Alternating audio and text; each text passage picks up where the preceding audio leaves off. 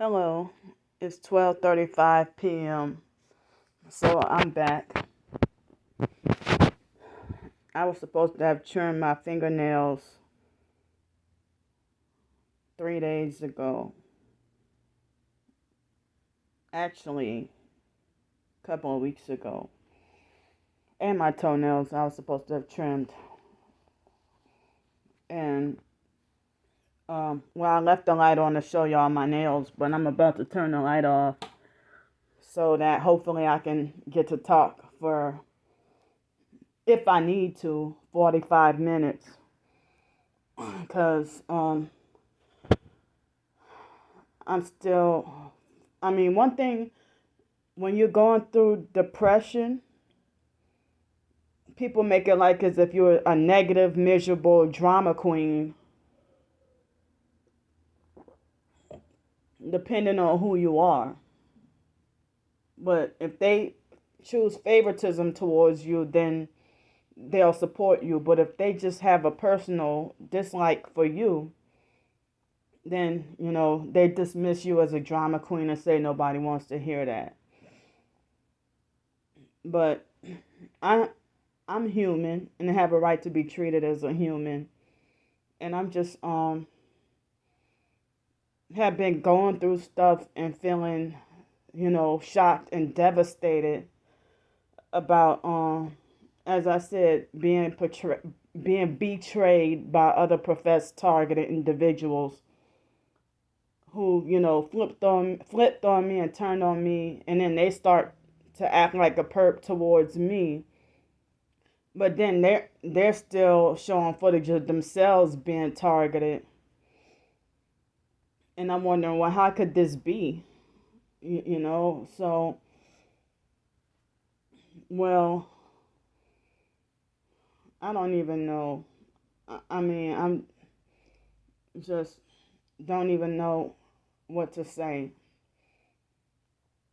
But I wanted to say that I've been depressed enough that I only took one bath last Saturday since being here and haven't been taking a bath or a shower or much brushing my teeth lately because of feeling so depressed. And also, I only brushed my teeth once since being here because of feeling so depressed. And if I cry or if I'm having a meltdown, I get ignored. Another person, they get all the comfort and support and everything like that. And black people kick their own people down the hardest. This is what black people do. My own race of people, they kick their own people down the hardest. And then when their family member or friend or neighbor or something that's black, when you found out that they committed suicide or they waited till, if you survived the suicide, I'm talking about past experiences. If you survived the suicide attempt, they're there to laugh around and talk about how crazy you were and stuff like that. But if you hear about somebody in a community who died by quote unquote suicide, because they might not even though they might be depressed, they still probably were covertly murdered, and their media, the mainstream media, will probably lie and say that the family member or that person committed suicide. And then next thing you know, they might be like, well, this person did commit suicide because they have a past history of attempting suicide. So this person died by suicide, when actually that person could have been a target that was covertly murdered. But it seems like other races of people give their own people more support and stuff like that. And they give each other more support and more help. And then they give each other more support and more help. But then when when our race of people going through something they abuse you even more. I mean, and you're not allowed to cry or anything. If you cry, they'll yell at you and tell you to shut up. Like, because if you don't have a right to cry, get angry, and scream, but other races of people, they'd be like, it's okay to get angry and scream and cry. Go ahead and let it out. But when it comes to us, oh, shut up. What the fuck is wrong with you? Or whatever, how they'll say. So then, they'll get mad at you and yell at you and tell you to shut up, or make threats to get you locked up in a mental institution as a weapon against you to try to control you and stuff. And then, they'll just sit there and ignore you and leave you to suffer. And then after you found out that person died, then next thing you know, it's all the fake hyperventilating over your casket, and sending over exaggerated fake sympathy towards that family member, and or a friend or a neighbor who damn well you treated them so dirty. And and then they make a social media statement saying, check on your loved ones, people, and stuff like that. Like what happened with Chesley Chris is her name. Everybody's saying, oh, hug your neighbor today. Hug your family members. Hug your friends today. Show them you love them. And stuff like, after you hear on national media, talk about how a black person committed suicide or something. And then they want to talk about hugging and the black community. This is supposedly Black History Month. This supposed Black History Month, and black people still hating each other and doing each other dirty. Like, what's the point of Black Lives Matter and Black History Month if we stab each other in the back and do each other dirty all day, every day, and especially our own relatives the worst? So at the moment, I'm just letting y'all know that I'm not trying to do anything self-destructive. I don't drink alcohol. I'm still trying to better myself and trying to improve myself. I'm not suicidal. I'm not going to try to do anything to myself, So, I mean, and then you can't even say you're depressed without people try or talk about past suicide attempts. And people want to falsely assume that you're suicidal now and want to try to get you locked up in a mental institution, So it's like, and you destroy a person's life doing that. It's like, basically, all I need is somebody supportive to talk to. But you can't even trust that nowadays, because they'll be nice and fake supportive and then turn against you and betray you and stab you in the back. And when people start off nice and supportive and get your confidence and hopes built up that you can trust them and that they'll never betray or turn their backs on you, it hurts you worse than when somebody was always an asshole towards you.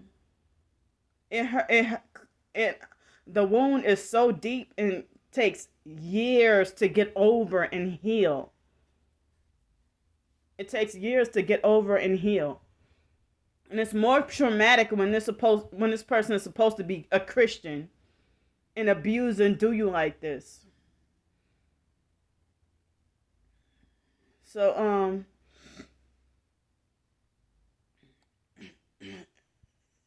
it's like they got almost everybody's fake and a traitor, and they handpick who to be loyal to and respectful towards. And I even wrote a blog last night talking about, might as well join the hate Candy Grandpre cult, because the cult and society of people who hate Candy Grandpre. So, I mean, I'm screaming out for help, for emotional support mainly, and also, trying to get a way to survive, and I'm being ignored and hated. So, I wanted to say that last night I had those pureed mashed sweet yams or sweet potatoes for dinner. That and some applesauce and peanut butter, and that was my dinner. And I just now got done eating just some applesauce and peanut butter. I missed out on breakfast. Well, I this is what happened. Well, I was up working on the Ko-fi website, and I was just copying and pasting my short stories from my blogs and emails onto the Ko-fi. And I'm planning to post some pictures on Ko-fi as well. So if other people are doing it, why should I be shunned for trying to do the same thing? And they say, don't help Candy, don't support her, don't you give her another penny. So it was about 1:15 last night this morning, excuse me, when I try to settle down and turn in to try to go to bed. These people next door, I got perps on this side and this side. So there was much of nothing. And I went to bed, went to sleep. The moment I started to close my eyes and go to sleep, they turned the TV on and started to gradually turn the TV up. And so I was able to hear it, but I don't know if it was able to pick up on my phone. So that's why I said turn your speakers all the way up so that maybe y'all can hear something. And then I walked outside and tried to knock on their door to ask them to turn it down. And they militantly ignored the door.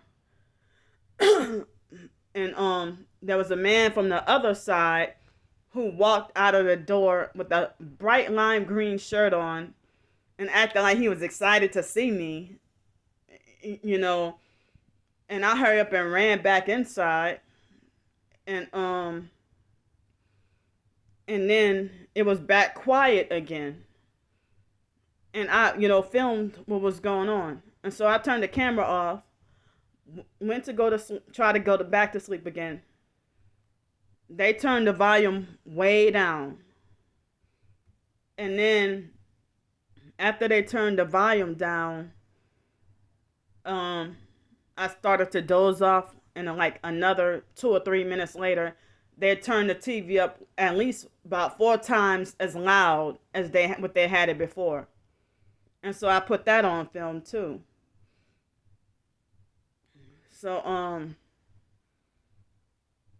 then I put my earbuds in, and I couldn't sleep for hours until almost daylight. And then I finally was able to get me some sleep. And my twin sister was in my dream, but I don't remember what the dream was about. And then I woke up. I think it was close to 9 o'clock. A little bit after 9 o'clock, I think. So, I just, browsed the internet for a while, and that guy who I've been troubled about lately, supposed to be a Bible believer and targeted, and if he's supposedly still being targeted, but then he betrayed me and turned against me, and I'm mind boggled about how if he could call other people a narcissist, but he acted like a covert narc. And so he even joined the hate Candy Grandpre cult. and I just can't get over it because I'm wondering, why did he hang up in my face the other night? What did I say that was offensive? Or what did I do? And so I've noticed, he seems like he himself is pompous, arrogant, and self righteous. But then he always talks about how he doesn't like other people being pompous and arrogant and stuff like that. And so he's always talking about fake ass TIs. But on his other channel, it was like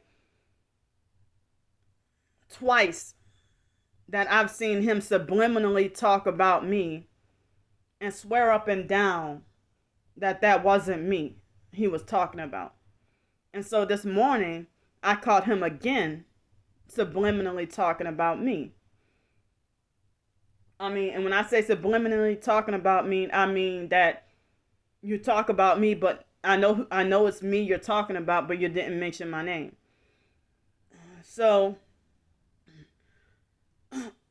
back in May, April and May of last year, he was acting like he was like really acting out and angry with the world and frustrated and everything. And I know all of us targets, go through that, have that stage.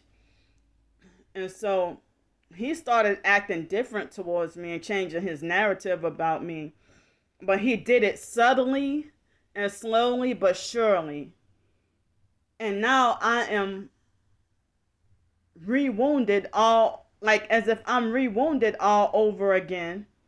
And I was been scared to speak up about him. And I've been re-wounded all over again. I mean, and so when I was crying out for help about being cyberbullied online, I was crying out for help, emotional, support from anybody. Where are the targeted individuals? And I mentioned, I'm like, well, damn, everybody's fake and stuff like that, and everybody's ignoring me. So then he tweeted on Twitter, he said, hold on, I'm going to talk to you a little later on. And then several hours later, he texted me and said, you can delete my number out of your phone right now. And I'm like, what are you talking about? And then he called me up and said, well, I thought all those tweets on Twitter, all those tweets were about me. And it's like, well, I'm trying to figure out, I don't know what made you think that I was talking about you.